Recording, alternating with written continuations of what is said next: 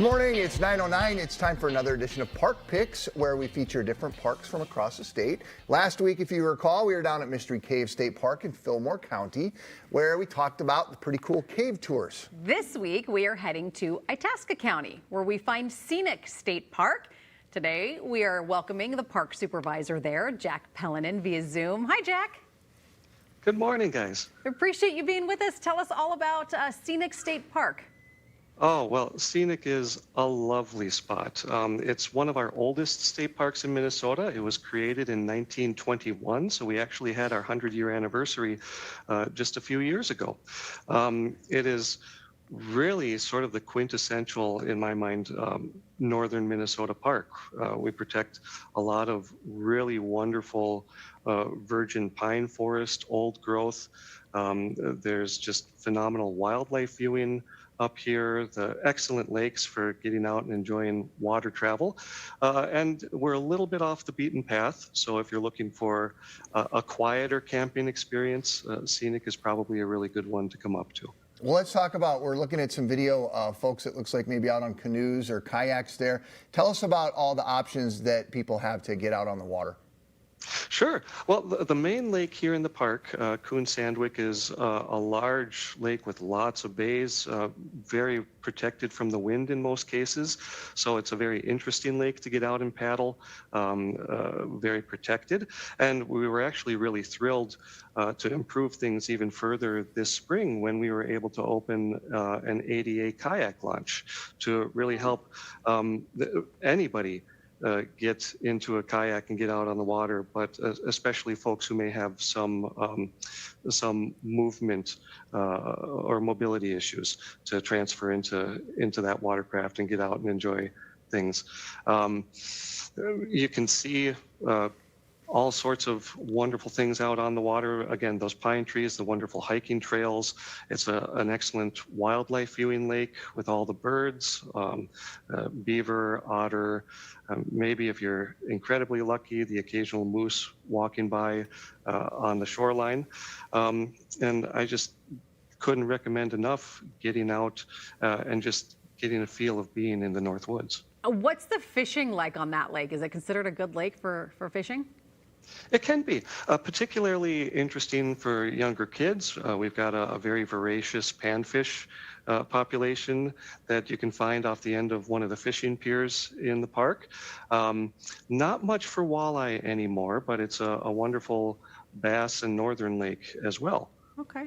I was reading that the birders are, you may not know this, but our viewers are really into the birding. So it sounds like there's all kinds of birding opportunities there. There are, and Scenic is generally considered to be one of the better spots, for example, to go out and find spruce grouse. I see them out on the trail. Sometimes if I'm out on a boat, they'll actually be waiting for me at the end of a dock somewhere. So they are in abundance in the park. We had an image a moment ago of the Northern Lights and the dark sky and all of the stars. So talk a little bit about what the environment is like there as far as people who may be into stargazing or astrology.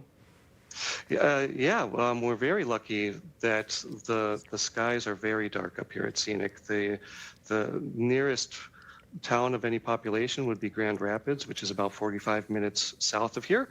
So you get out on some of the hikes like Chase Point or out on the docks or the beach or the edge of the lakeshore, and you can just see everything in the sky. It is phenomenal. That picture is pretty. I said astrology. I meant astrology, not You meant astronomy, not astrology. But I'm sure you could do zodiac signs. You could do astrology. Figure out astrology up there too. Whatever. I mean, you do whatever. You're camping. So you guys, it looks like you have a lot of good camping spots, and I'm sure they're all booked up for the year as these things go. But there are also some maybe opportunities for people to come and camp with a tent and some walk-in areas. There are. We've got a couple of hike-in campsites up on one of the remote lakes in the northern part of the park, as well as a number of sites that you actually get to over the water, either by boat, canoe, or kayak. Then we do have, all told, about 100 campsites at Scenic. It's a fairly large camping park. Most of the weekends do tend to fill up, especially the electrical sites, well in advance. But in the middle of the week, by and large, there's a pretty decent chance if you come up here, you'll be able to get something just walking in. I have a question. We showed a shot of it, and I don't think we have many more shots than that, unfortunately. But there's a cabin there that looks really cool. Tell us about the cabin. It was built by the CCC, which a lot of things around this parks around the country are. They were, and actually, Scenic was the first Minnesota state park that had a CCC crew stationed here, and they left a wonderful legacy. There's lots of log buildings. In fact, just the layout and the design of the campgrounds was done by the National Park Service before it was essentially transferred back over to the state. The log buildings are in wonderful shape. In fact, that pavilion that we had the photo of there is almost unique as far as CCC architecture goes, in that it also contains a lot of furniture and even artwork that was left by the CCC. And we don't see many surviving examples of that, at least in the Minnesota system. Is that something that's open, or is that where your park headquarters are? Or is that something people can check out? Oh, yep, it's open just to the public. It's right next to our beach and picnic area, and you can wander in, have a fire. If you want, you can rent it out for various functions, but it's like most of the buildings up here in the park, is just available for people to come in and experience. Jack, I did want to ask you about those remote campsites. You mentioned the ones that you have to boat to. Do those typically fill up? I mean, are those hard to get? Because they just feel so idyllic, like you would want to go there. But I mean, you also have that added layer of the complication of getting from land to land, right? And boating everything over. They do. They do tend to fill up pretty quickly. Fortunately for folks who are coming up here who may not have their own watercraft, we do rent them at the park to make it a little bit easier for folks to get out to those sites.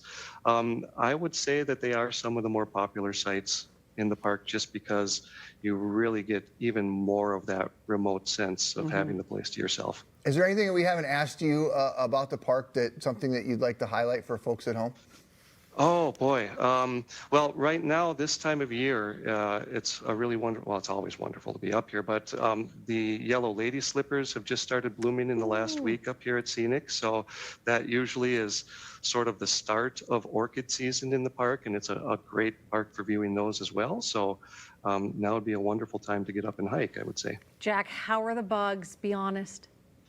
It can be pretty ferocious up here. Now, sadly, conditions have been very dry in the northern part of the state lately, so that has kept the mosquito population down. I would expect that to change following the rain that we've finally been getting.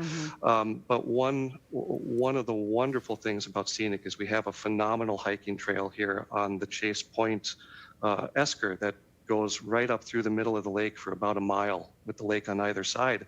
And if there's any hint of breeze coming from any direction, if you get on that trail, it tends to keep the bugs down. So it's sort of the last refuge to get away from them up here.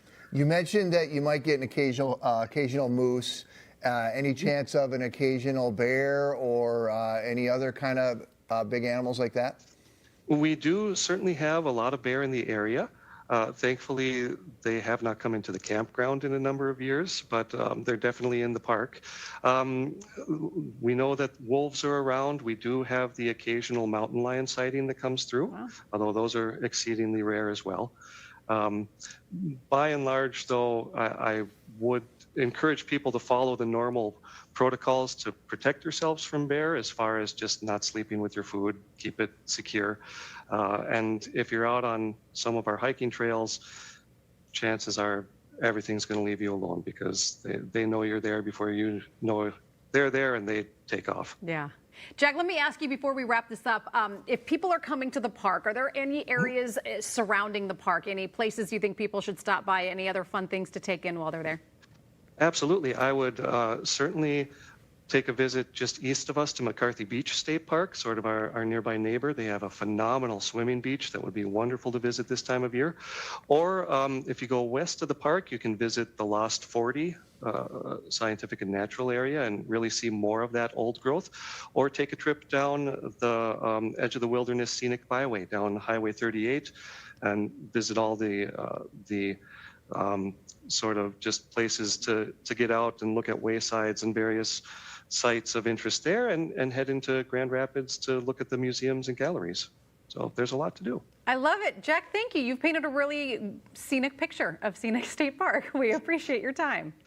Well, thank you so much, you guys. Absolutely. Do want to let folks know that Saturday, June 13th is Free Park Day, so visitors can get into any state park or recreation area without a vehicle permit. So that's kind of fun. If you'd like to learn more about Scenic State Park, you can head to minnesotalive.com. We'll post a link with information for you there.